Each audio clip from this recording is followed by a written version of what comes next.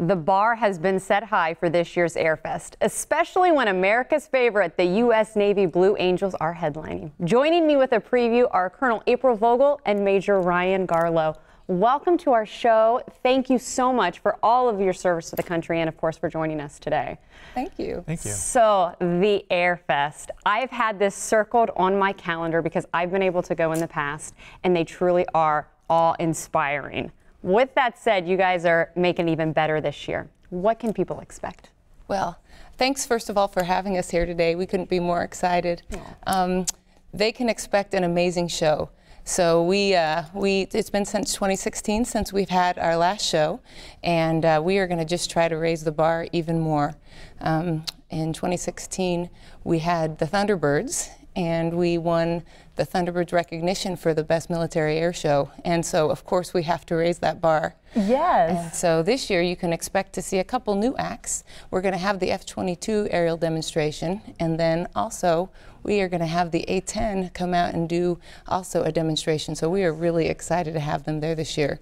So I can tell you, if you come on out to see the show, you will not be disappointed. Well, and again, I've been able to say firsthand, and we're getting a look right now at some of the clips, which I'm assuming are also maybe from 2016, or maybe that's some clips there, the Blue Angels. But either way, being close to the action, that really changes the view. So many times you think, well, it's an AirFest, I can stay at home and maybe I'll see some of the sky. Why does it mean so much more when you actually get on base and join everybody at MacDill? Well, the main part of the show is not just seeing the planes fly. It's interacting with the planes we have on display. And we have dozens of planes from the Navy and the Air Force out on display for people to walk up to, ask the pilots questions, and also many of the other crew members, the maintainers, and some of the things like that, and get a feel for what the military does. This is really our opportunity to open our doors and bring the public on the base and share what we do every day, day in and day out, so that the public can see and feel that in person. And I know that a lot of times you like to refer to the AirFest as the community's air show. Why is that? Well, I'll tell you, I've been here almost 2 years, and I say every time I get the chance that there's no community like the Tampa Bay area. They open their arms to us every day and make us feel welcome. You know, for many of us, we don't get to spend a lot of time in our home. And for our time here at MacDill, the community makes us feel as a part of the community. And so it's our chance to open up our gates, let folks come in, and just see what we do, and let us show off a little bit of what we train for every day. And this community, it is their air show, because so much of what we're able to do is because of their support. This community does a lot, not just in their support, but also they do a lot of donations to make this possible. And so it is their AirFest, and they're going to be able to see what they've done to make this possible.